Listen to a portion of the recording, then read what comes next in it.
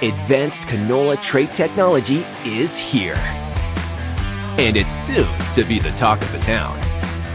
Optimum Glide delivers excellent yield potential and agronomic trait performance. Improved crop safety. Enhanced weed control. And a wider window of application. You're going to want to see this. Learn more at OptimumGlide.ca. It's time for RealAg Radio on Rural Radio Channel 147 on Sirius XM.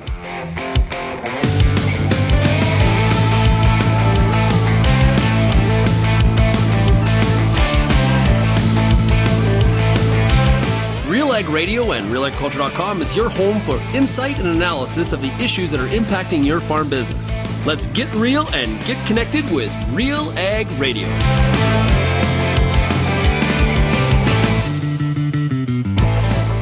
Welcome to RealAg Radio here on Rural Radio 147, Sirius XM. Shaun Haney, your host here on this Thursday edition of the show. Hey, thanks so much, everybody, for making RealAg Radio and Rural Radio 147 a big part of your workday. Greatly appreciate you being here as well. Big shout out to everybody listening out there, of course, on the RealAg Radio podcast at the same time. So we are broadcasting today from the studios in Lethbridge. It's been a busy early part of the week, to be honest with you. As I mentioned, we were at the Seeds Canada meeting in Edmonton, Alberta. Beautiful JW Marriott right beside where the Oilers play there. Great. Edmonton did a fantastic job with that whole facility. Had a great time, moderated a political panel. It was pretty interesting. We talked about research and the future of research. And Tyler McCann from CAPI, the managing director, gave a fabulous presentation for 30 minutes before we had the politicians, the MPs from all three major political parties on the stage to pin them down on what they thought about the future of research in Canada. That was really great. And then last night was at the Calgary Stampede. Yes, I was at the Agriculture and Agri-Food reception that happened at the new BMO building on Stampede grounds. What a beautiful facility. We were on the third floor, and on the far room was, at the end of the hall, was what I think they call it the wall of wine. And so it's a huge, huge wine bar that fits, I don't know how many hundreds of people. And then the whole back wall is all glass that looks out on Stampede Park, so you get a good look at the grounds. And I've heard, I wasn't able to get in there during the fireworks, but everybody said a beautiful place to watch the fireworks that happen every night at the Calgary Stampede. At the Agriculture and Agri-Food reception, was able to connect with many different listeners of RealAg Radio and fans of RealAgriculture.com. Big shout out to Christine McKee, who is a Region 9 Director with Alberta Canola. Farms down in Sterling, Alberta, not too far from Lethbridge. Says she listens to the show every day. Appreciate that, Christine. It was great to meet you last night as well at the reception, along with many different listeners of this program. Great stuff. It's the Farmer Rapid Fire today. For more than 90 years, Pioneer has developed and tested products to meet your local challenges. With new Optimum Glide canola, Enlist E3 soybeans, to performing corn products and industry-leading traits and technologies to maximize your yield potential. Pioneer's on-the-ground teams can help you get the right products for your fields. Visit pioneer.com/Canada to learn more. And, of course, Pioneer Seeds Canada is exclusive sponsor of the Farmer Rapid Fire. And speaking of the farmers, today we got a great lineup. We got Josh Boersen from Ontario.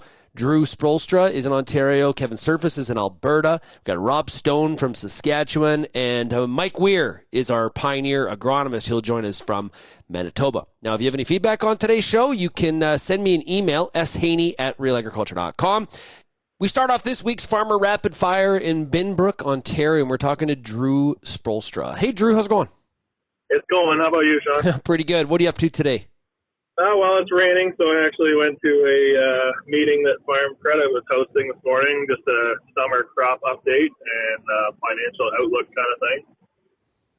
Yeah. So, that was fine, but worked half the night so I could finish up some nitrogen application on my corn and had a quick little nap and then went off to Dunnville.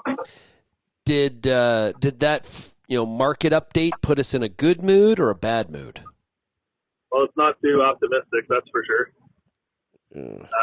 Markets are down, certainly, and input costs are falling a bit too, but not as quickly as crop prices for sure. And then interest rates are certainly still up there and not falling as quickly as we'd like to see them as well.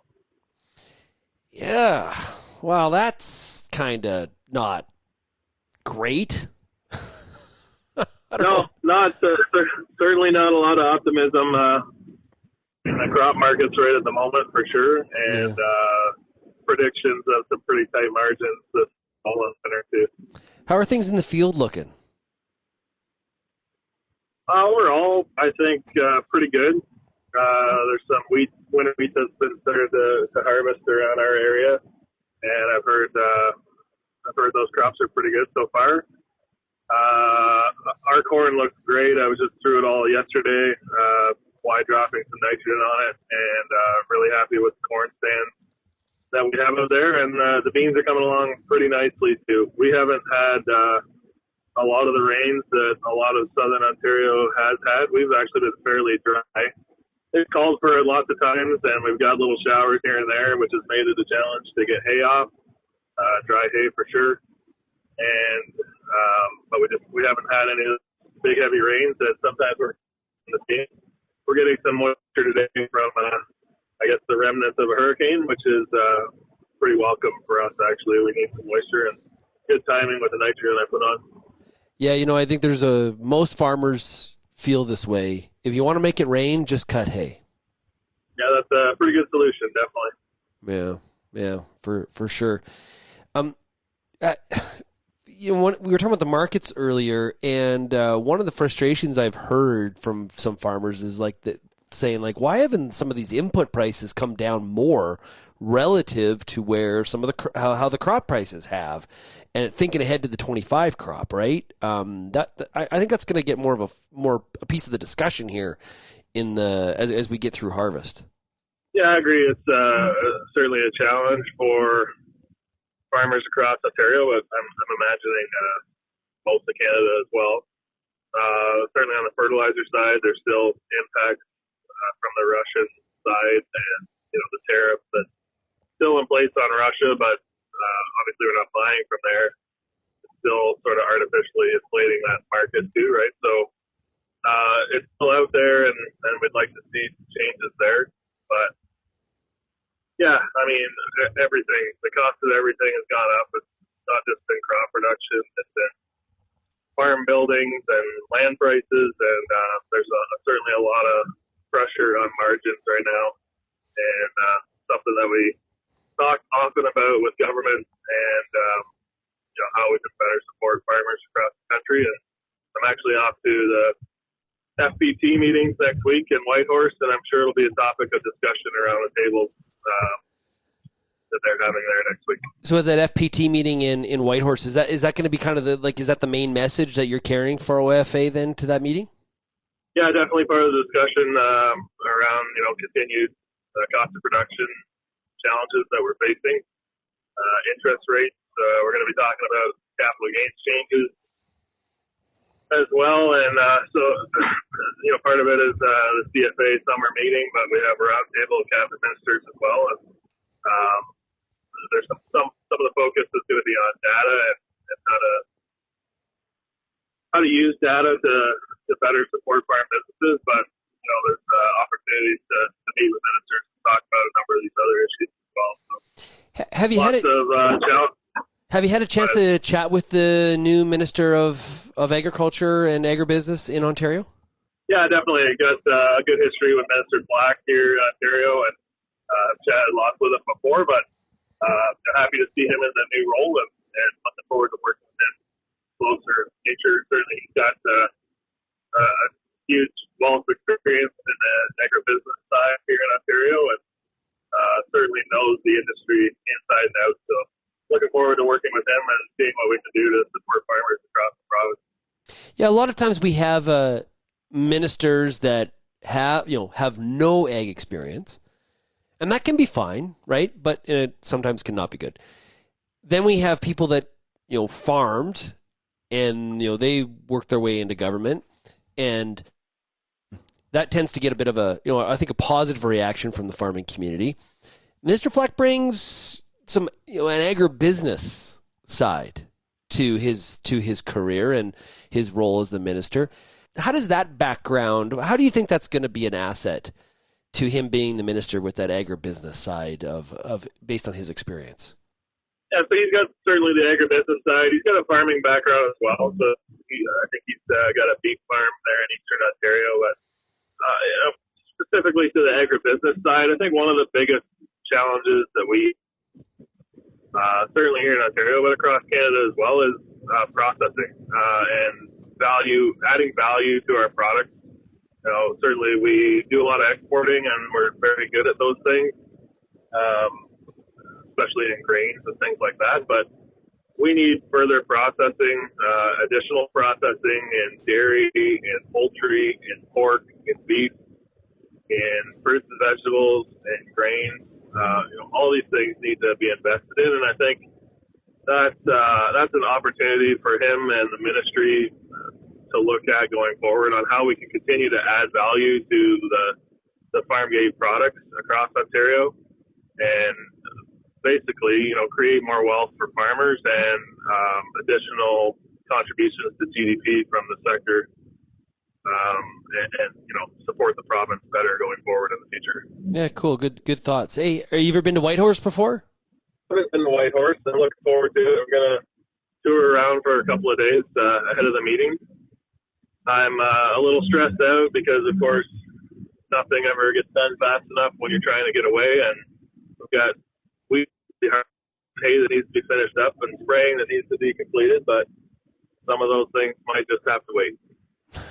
Yeah, it's the joys of being involved in farm organizations and farm politics, right? Trying to get all of it done, including that work plus the work on your own farm. It's definitely a challenge, especially when the weather doesn't cooperate. Hey, Drew, thanks so much for joining us here today on the Farmer Rapid Fire. All the best to you. All right, Shaun, thanks a lot. Okay, we'll be right back on RealAg Radio. We got more farmers lined up, and we'll do that when we come back. You're listening to RealAg Radio, Rural Radio 147, brought to you today by Pioneer Seeds Canada.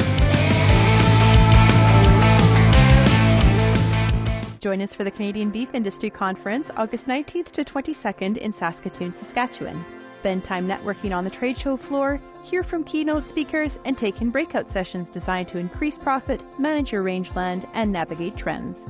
Get up close to advanced techniques and hands-on demos, and kicking it all off is Lamley's Bull event. Proud, sustainable, and innovative, we are beef.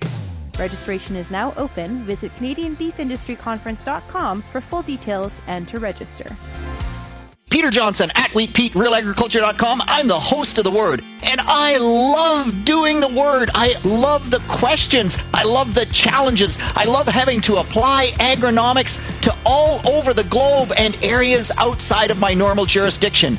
Also, I love the feedback the most, where growers challenge me, tell me about their plot results, help me to learn. The Word, absolutely the best part of my day. The Pulse School on RealAgriculture.com has everything you need to get your crop off to a great start and a strong finish. Whether you're growing chickpeas, faba beans, lentils, or peas, you'll get all the latest and best agronomic information at PulseSchool.com. A library of top-notch agronomy videos from industry experts available on demand at your fingertips. Visit the Pulse School, brought to you by BASF on RealAgriculture.com.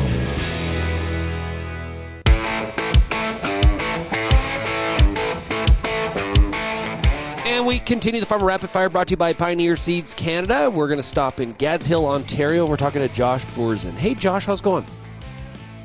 Not too bad, Shaun. How are you doing? Hey, pretty good. What's happening on the farm this week? What are you doing? Well, we were just kind of in preparation mode for wheat harvest, but that hurricane showed up here overnight, so that's going to be on hold for a few days now. Yeah. How much does it put harvest back? Well, that depends on the weather after a little bit here, too. If it stays kind of overcast and dreary for a while, it could be probably as much as a week here, given how much rain we've got so far. Yeah. The wheat crop looked pretty good? I think so. Yeah, I'm looking forward to getting harvest started anyways, that's for sure. Yeah. How about those corn and soybeans? How do they look? Variable. It's been a little challenging with the rain this spring. We're better off maybe than some of our neighbors to the north and south where we were. We got it planted reasonably well, but some rains have made the edibles sit back a little bit, I guess, drown out or kind of slow to progress. That's kind of been, I don't know, like sort of the common theme is people saying variable on some of the crop and timing of planting and what happened around when that seed went in the ground. Definitely, it's been a reminder that like we know that has an impact and it creates an outcome, sometimes favorable, sometimes not. But this year's kind of been a reminder of that across quite a large geography of Canada. Mother Nature will keep you humble. Isn't that the truth? We think we control a lot, and then we recognize every year how little we do control, I think. Is there something that you did where it's like, yeah, that was the right decision? Like a lot of times we focus on what we did wrong and kind of regrets and things like that. But is there something that's shown up where it's like, man, I'm glad we did that? I think we probably planted or worked some fields when they were a little less fit than we would have liked, and we got lucky this year with the moisture that the crops don't look too bad on those fields, all things considered. We can definitely see some traffic patterns in there, but had we tried to wait for favorable conditions, we could have been 2 or 3 weeks later. So it's a bit of a give and take. So I think that's okay for the most part. Yeah. Is Fusarium showing itself at all in that wheat? Sorry, what was that? Is Fusarium showing itself at all in the wheat? Not a lot yet, but I'm not willing to write that story just at the moment. I think I did see some. Of course, all of our wheat sees a targeted fungicide application for that, but whether that story will play out favorably or not will depend on these next couple of weeks here too. If we keep getting moisture and we can't get in the field, that might change that story, before we get there. Yeah, we were talking to Pete Johnson earlier in the week, and Pete talks about one of the best the best management practices is get out there and harvest that wheat. Just don't let it sit out there. So, and obviously, if it's too wet, you can't get out there. So every day kind of increases the opportunity for there to be a problem, right? Well, absolutely, and we're dealing more and more with falling number locally here too for milling quality than we were in the past. So that's actually probably become a bigger issue than Fusarium has in the last number of years, is making sure that we can get a good falling number on our wheat. So with that, we'll often harvest quite a bit earlier maybe than some others may. If the wheat's basically below 20%, we're going to take it off. We'll run it through our dryer, or we have an arrangement with a local elevator that's pretty good where they'll take the wheat at 17% as well. Midday kind of thing, I guess. If we start at 20, we run it to ours, and then by midday we might take it there instead, just to kind of keep our capacity up. Do you find harvest is really a stressful time, or you feel like that's where you really enjoy that part of the growing season? How do you look at harvest? I think for the most part, harvest is kind of enjoyable. You work for, in the case of winter wheat, 8 or 10 months even to produce that crop, and finally seeing the fruits of all your effort is generally a good feeling as a farmer, at least for me here for sure. So I think that's nice, and especially when you get it off, it's kind of a weight off your shoulders. It's one less thing you got to worry about, I suppose, especially in our case, it's about a third of the crop. So that's a third less that we don't have to do in October and November. Do you store much of your crop, or like and the reason I ask, because we've got issues in the U.S. with 23 corn still hanging around on farm, and same thing in Western Canada with crops like spring wheat. Do you have any 23 crops still hanging around? Well, I'm not proud of it, but yes, we do have some still here.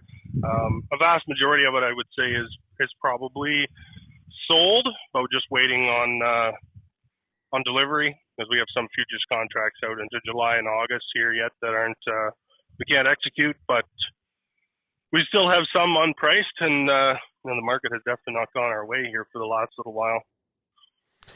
Yeah. So have you had to put up more storage for the 24 crop, or are you going to have enough moved out so you're going to have enough room? We rarely utilize all the storage we have on farm. I mean, some of it's not very convenient to use. It's kind of older older infrastructure built around the livestock when we were feeding pigs here and making our own feed. But, that being said, it is still a storage space if we need it. So realistically, we're probably in pretty good shape. I have no concerns about being able to store the wheat right now.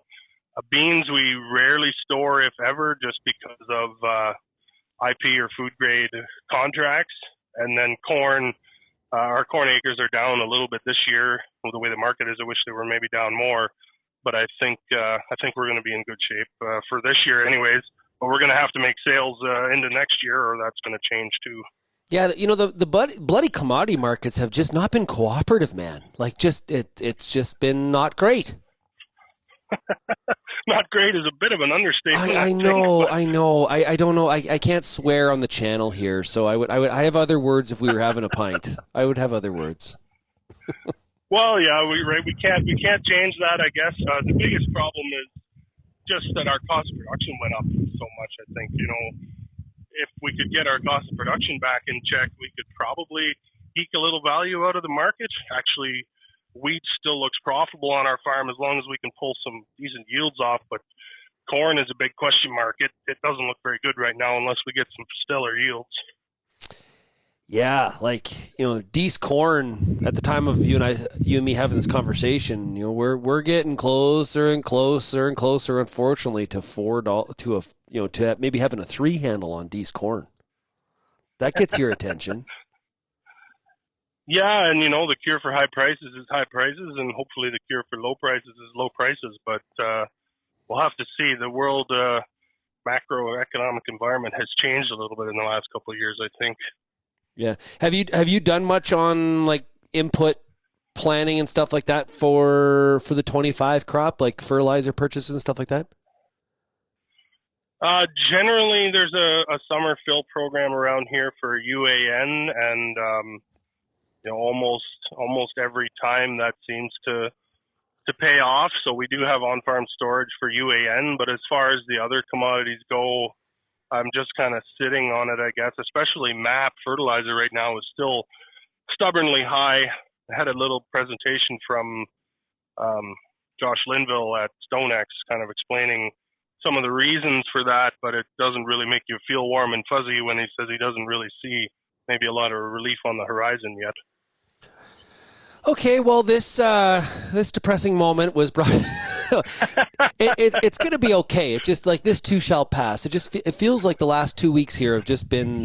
We need, like you said, we need the yields to be in this kind of a market. We need the higher yields are going to help every little bit, right? Like when the markets are super high, it's okay, whatever. If we're down a little bit in yield, we'll be okay because the markets will cover the other end. But we need the reverse in this situation. We need a high yield to try to help us out on our margins for sure. Well, absolutely. We're not playing with as much of the fairy tale products, I guess, as we were when prices were high, though. Either we're going to make sure that tried and true, and every pass we make is going to return something, or try to. Yeah. Yeah, absolutely. Well, hey, Josh, good luck with harvest, okay? Cheering for you. All the best. Stay safe out there and bring it home. Thanks, Shaun. You have a great day, and this too shall pass, as they say. Absolutely. Hey, we'll be right back on RealAg Radio for the Farmer Rapid Fire, brought to you by Pioneer Seeds Can.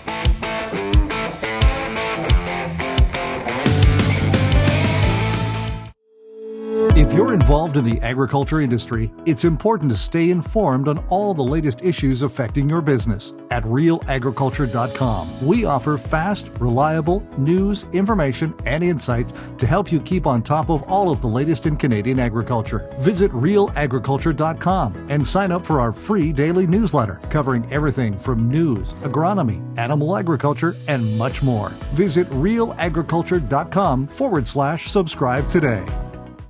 Choose Viatude fungicide and unleash best-in-class sclerotinia protection in canola and premium protection against white mold in soybeans. Viatude contains a powerful premix of Onmira Active and Prothioconazole. This unique combo delivers high-performance disease control, crop safety, mix compatibility, resistance management, and advanced mobility for excellent coverage and superior plant protection. Choose Viatude fungicide for stronger, more vigorous crops. I'm Lindsay Smith from RealAgriculture.com. Join me Monday nights for The Agronomist, a 1-hour live and interactive show broadcast across YouTube, Facebook, and X. Monday nights at 8 p.m. Eastern, I host expert agronomists from all over the country to give you answers to some of the toughest agronomic questions. Join us live or catch the replay Tuesday morning. That's The Agronomist with me, Lindsay Smith, Monday nights live at 8 p.m. Eastern.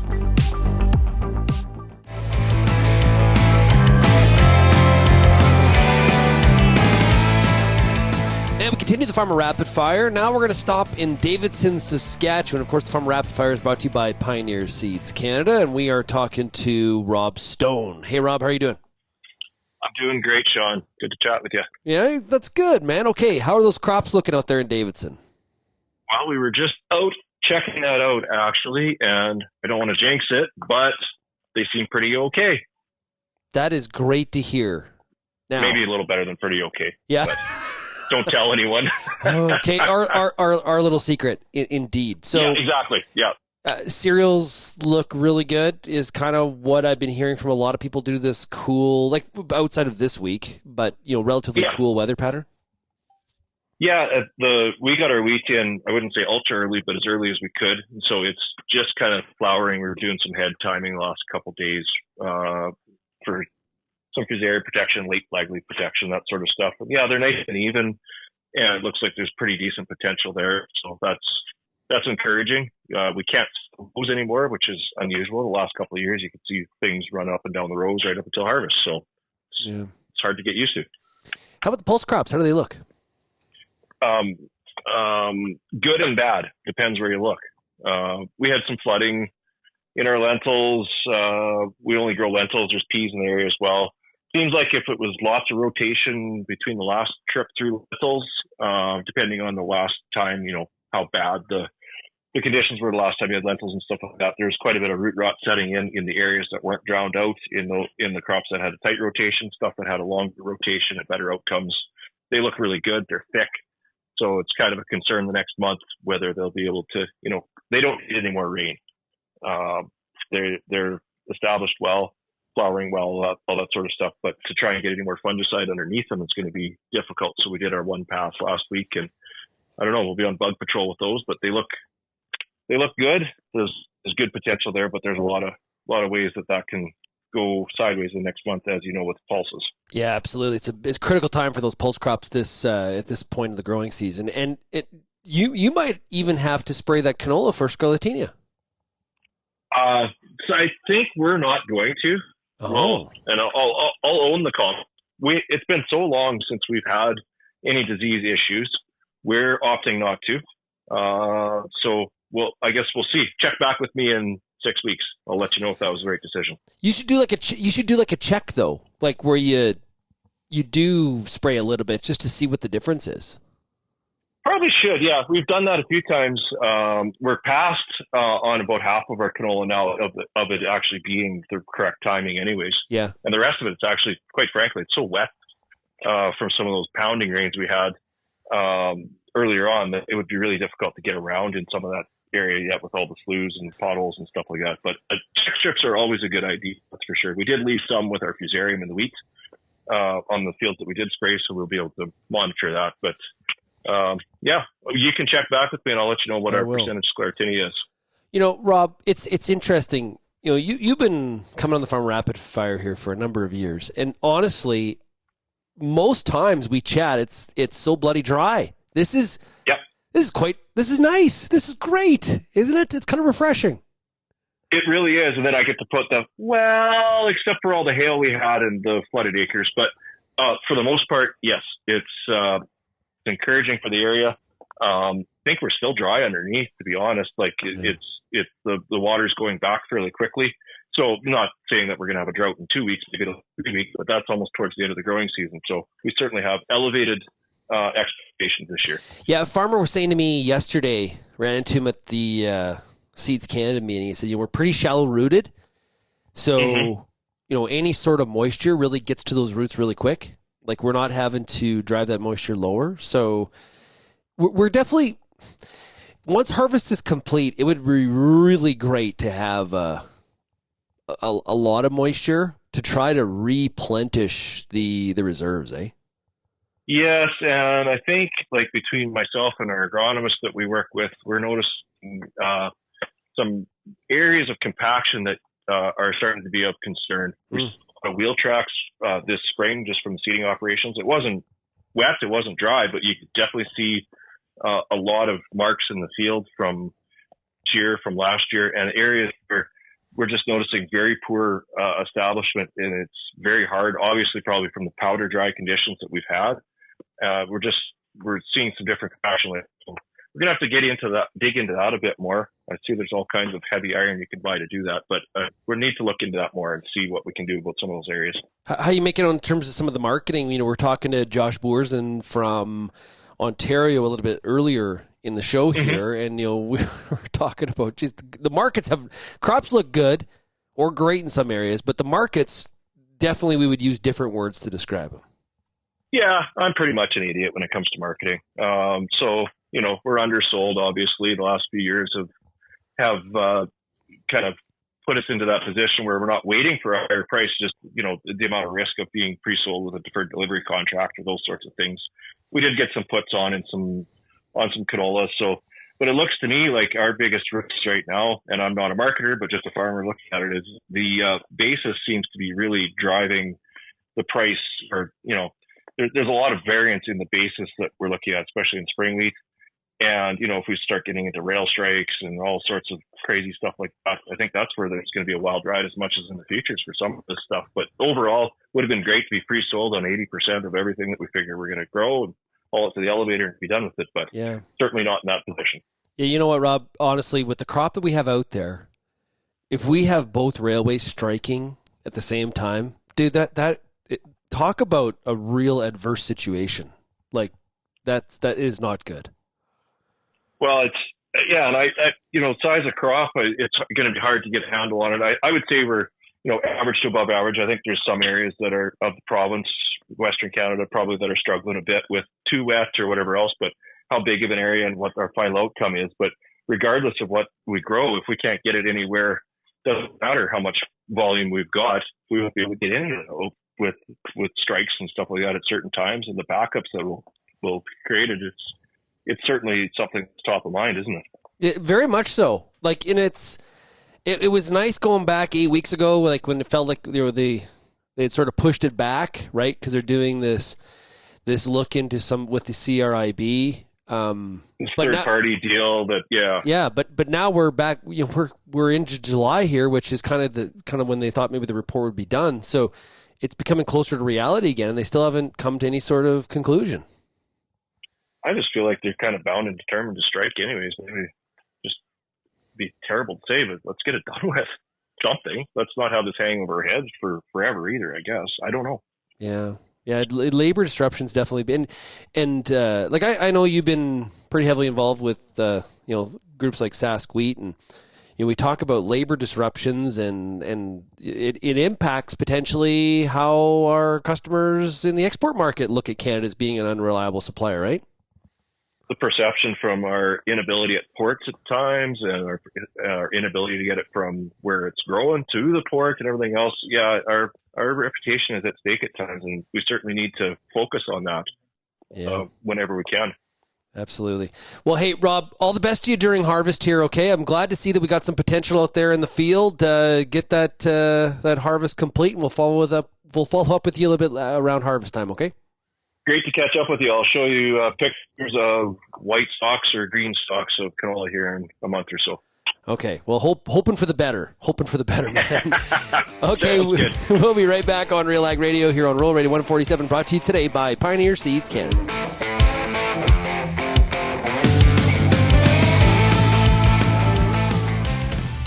I get to spend every day talking to farmers in the ag industry through RealAgriculture.com and RealAg Radio. But nothing is more fun than speaking to an audience live and in person. If you're planning an ag event, book a Real Agriculture speaker to make it a successful and memorable experience. Email shaney@realagriculture.com and you can book myself or any other Real Ag personality to speak at your event. Bring your audience all the fun, insight, and energy of Real Agriculture. It's summertime, and you've got a lot of important decisions to make when it comes to your corn crop. Let the Corn School on RealAgriculture.com help guide you through those big decisions with input from leading experts in the field. If it's spray timing, disease identification, or any other field issue, the Corn School's got you covered. The Corn School on RealAgriculture.com. Brought to you by BASF and Pride Seeds.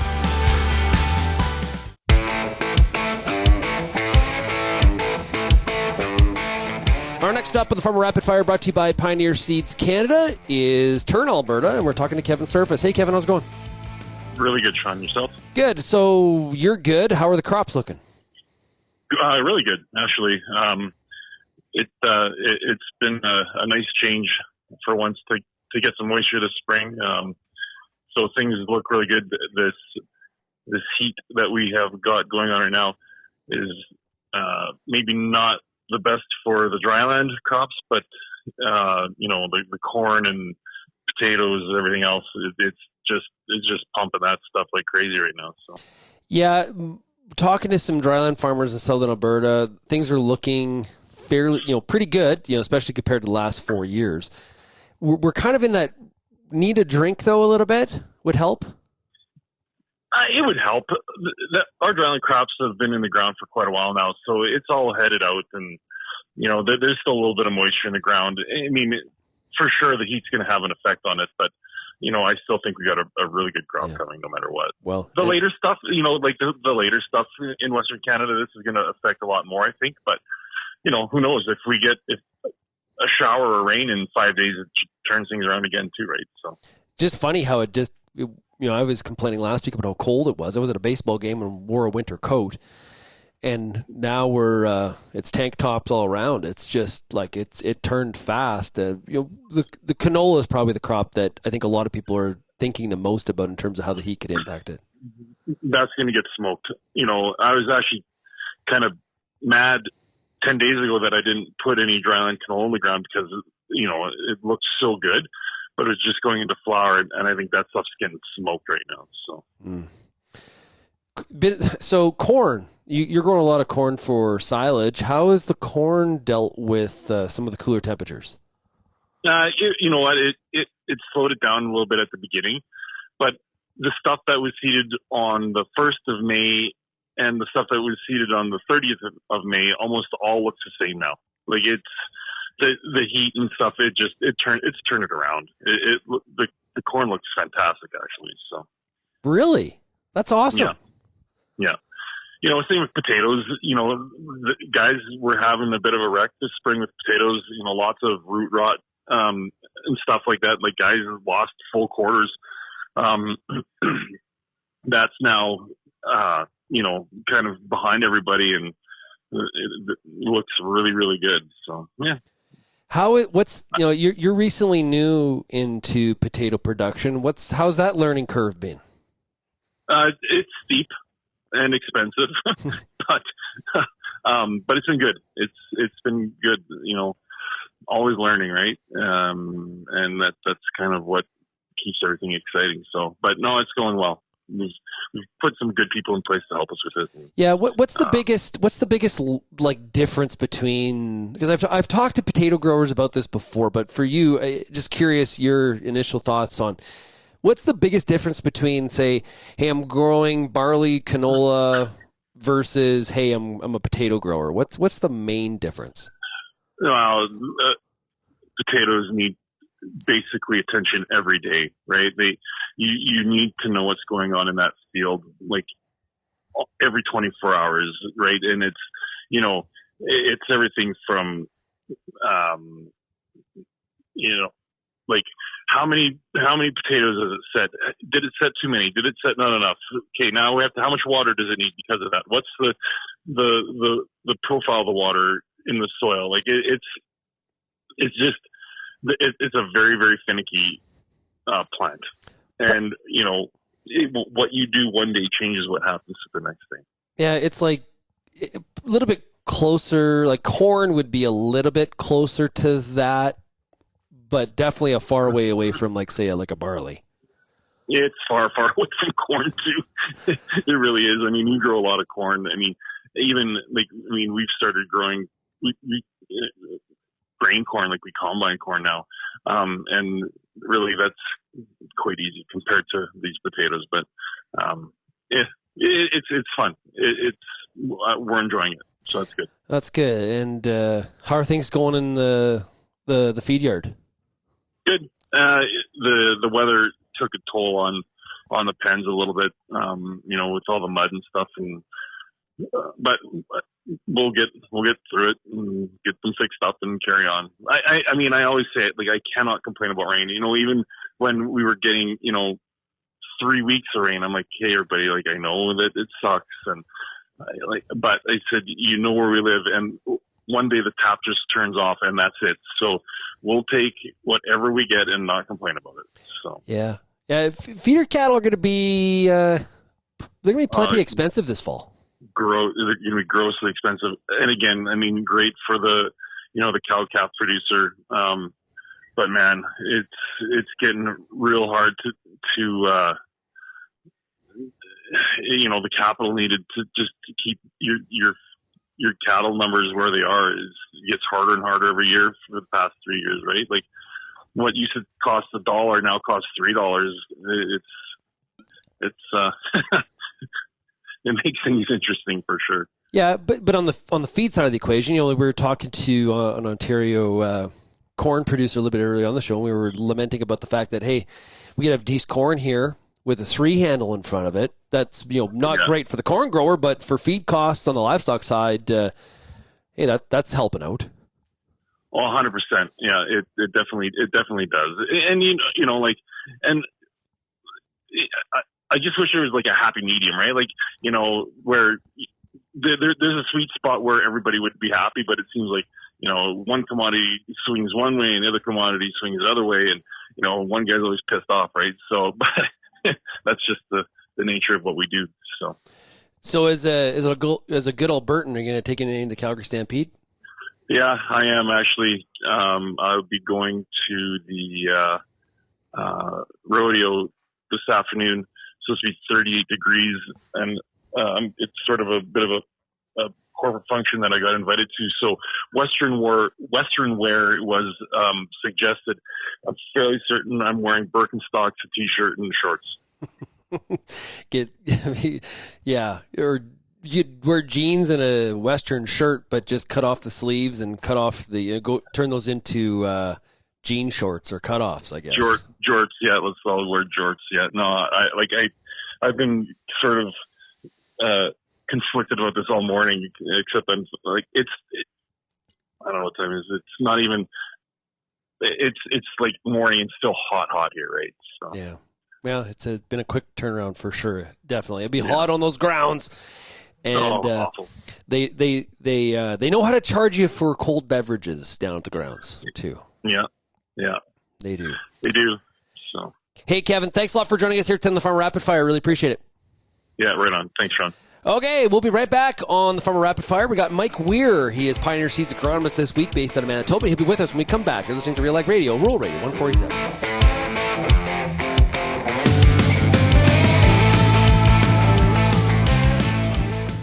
Canola is more than just a pretty face in the prairie landscape. It's a big business, both here and around the world, that requires you to be informed and up to date on everything it takes to grow a successful crop. The Canola School on RealAgriculture.com has an expert library of video resources covering markets, agronomy, and more to help you grow a healthy and profitable canola crop. Visit canolaschool.com today. Brought to you by BASF Canada and Invigor Hybrid Canola.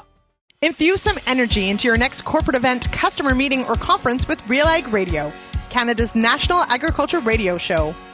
Create a unique experience at your next event with host Shaun Haney, broadcasting RealAg Radio live on SiriusXM, featuring exciting guests, captivating interviews, and the latest news from the agriculture community.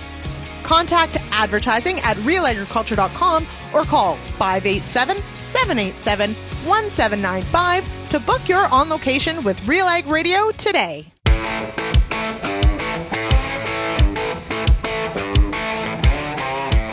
And we finish up this week's Farmer Rapid Fire, of course, talking to a Pioneer Seeds Canada agronomist. And right now we are talking to Mike Weir out of Manitoba. Hey, Mike, how's it going? Good. Good morning. How are you? Hey, man, I'm doing pretty good. Okay, so hey, what are the crop conditions like out there? What are you seeing in your territory? It's pretty variable. There's some pockets out there that look really good, and then there's some pockets that have struggled, primarily due to the cooler conditions we had in the spring, and then the rain that just kept coming. I think that's the general trend for most areas, where everyone's happy with the amount of rainfall they have, to a point where there's some crop going backwards in some area from just too much of it. Yeah, like and some of the areas have had a substantial amount of rain, correct? Yeah, like you get north of Winnipeg up into the inner lake, you're between two big lakes in Manitoba. You get substantial rain, and it takes a while for that to go away, and they've had, rain seems to follow rain, and they just keep getting it. So there's a lot of growers up that way that struggled to get the crop in, and some that didn't. And now it's the crop that is in, trying to keep it clean and get out there and control weeds without making too big of a mess. And then there's some other pockets too with high humidity, lots of moisture, and now the temperature's starting to rise. We're seeing some pop-up systems that are giving some areas some trouble and grief with excessive rain, and some pockets of hail as well. So it's a bit of a mixed bag. We needed rain, as I think the last time we chatted, we were looking for some moisture in the spring, and we got it. And in a lot of cases, it just kept coming. So it's brought on another bag of tricks and some challenges. Yeah, just sometimes be careful what you wish for, right? It really has felt like it's kept on coming in certain parts. And, you mentioned keeping those fields clean. That is something that I think a number of growers, not just in Manitoba, but across a pretty wide geography, there has been quite a bit of frustration with that, in the sense that too wet, don't want to make a mess, and then the wind's blowing, and you don't want to create a problem there. And so, yeah, it's been tough to do weed control this year, it seems. Yeah, you're right. It's trying to find that window to do things right. And, in some cases, some growers had to go in early, and in most cases, we found some challenges to hit that window of application due to the excessive moisture, like you mentioned, and the wind. So it seemed like once we were able to get out there and try to control some weeds in all crops, we had excessive winds and followed by another rain event. So it brought on some challenges as far as which herbicides to use, what was the stage of our crop, and then some weeds that were getting a little bit bigger. So have received a number of calls, even up to this morning, just on how late can I apply this particular herbicide on this stage of soybeans, and can I spray glyphosate this late with my corn that's approaching V7, V8. So it's there's still guys trying to get out there and control some of those weeds, and it's good that they're being mindful of some of the risks that can be going this late. Are you feeling pretty optimistic about the canola crop out there? I know the temperatures are starting to really rise, which, careful we wish for there again. I've been the one complaining about how cool it's been. It's been really good for the cereals, but, some of the heat we are seeing this week in certain parts of the prairies, it's on the higher end for sure. I always think of canola when we get to really high temperatures. But how does that canola crop look out there at your window? Well, to be honest, it's quite variable. You'll look on one side of the road and see a really nice stand of canola that's very even and it's flowering uniformly and looks great. And then you just look across the road to the other canola field that's stagey. It's variable and flowering and just it doesn't look. It's struggling to be honest. And so there's a lot of that as you drive across the countryside, and overall the canola has handled the excessive moisture quite well. I know there was some challenges trying to get some canola crop in the ground in the spring between these rainfall events, and that's created some variability and emergence, and you see that now when the canola is getting into flowering. And with this heat, I think we've seen it in the last couple of years now. Like we've had some pretty hot stretches in the summer during flowering where the canola, I think, just through seed companies and their approaches to breeding that have maybe inherently created some canola hybrids that are a little bit more tolerant to that heat. But stress flowering, flower abortion with excessive heat is always a bit of a concern. I think in those fields that are looking quite uniform and healthy, we'll be able to handle the heat a little bit better. Where I'm a little bit more concerned is those fields that have been battling the excessive moisture. They're stress flowering a bit more, and this heat's just going to add one more stress to that plant. And I think in those scenarios, you might see a little bit more flower abortion in those stress canola fields. Okay, and then what about rapid growth in corn? You're seeing some of that? Yes. So thanks for bringing that up. I've been getting a lot of calls on that in the last, I would say, 2 to 3 weeks, anywhere from the heart of the Red River Valley to growers in Saskatchewan too. And it's, you think back to the conditions we've had, and we've gone, prior to this week, we were cooler nights and somewhat moderate to warm days. And when we think about rapid growth, our mind goes to, well, we have extreme heat. That's what brings on rapid growth. But in a lot of cases, it's that fluctuation in temperatures between the night and day that kind of confuses the corn plant. And during those warm days, it really wants to grow. And during those cool nights, it hasn't been able to loosen that whorl to allow that leaf to push through. And, we're seeing a little bit more of that buggy whipping or tightly wrapped corn plant. And then in a week or so's time, you start to see that yellow leaf push through. So in this nice deep green cornfield, you can see these yellow leaves that really show up, and that's just the corn trying to get through the end of that rapid growth stage. So, a lot of work's been done on that, and really, when we get good growing conditions and it pushes through that, we haven't seen a lot of impact on yield. It's just an indication that the corn is had these warmer days and cooler nights, and it's just trying to get through that rapid growth stage. And is there anything you can do about it? Well, if you don't like looking at it, just go fishing for a week and come back the week after. There's really nothing we can do about it. It's purely developmental and very much driven by environment. There are some differences in hybrid sensitivity to it that you'll see across all maturities. But yeah, simply put, there's really nothing we can do about it. Well, hey, Mike, really appreciate you joining us here this week on the Farmer Rapid Fire. Thanks so much. Let's get back to your field scouting. All the best to you. Yeah, same to you. Good to talk to you. There's a couple weeks there where on the Farmer Rapid Fire here, we heard a lot of just really good stuff. A lot of hugely optimistic. It feels here in the last couple of weeks we're running into a little bit more adversity, for sure. Yeah, that's farming, right? And this is a super busy time of year, as now we're getting closer and closer to try to bring in this crop home into the bin and try to get it to market as best we can. As we heard earlier when we were talking to Josh Boersen, markets have not been very cooperative at all, actually. Hard to believe, you think where we were in 2020, 21, 22, and now to say Dees corn maybe getting closer to having a 3 in front of it. Come on, markets. Cooperate, please. Okay. Hey, if you have any feedback on today's show, we'd love to hear from you. You can send me an email, shaney@realagriculture.com. You can also find Real Agriculture across all the different social media platforms. We'd also love to have you call the Real Ag feedback line. I want to hear what you have to say. What are your thoughts? What are your issues? What are your questions? Okay. State, your opinions would be great. You can you can call 855-776-6147. You press the number 3 and you leave me a message. I want to thank Pioneer Seeds Canada for being the sponsor of the Farmer Rapid Fire, the exclusive sponsor, I should add. Make sure you go to pioneer.com/Canada to find out more. Thanks everybody for getting real and getting connected with Real Ag Radio. And we'll of course chat again tomorrow. Cheers everybody.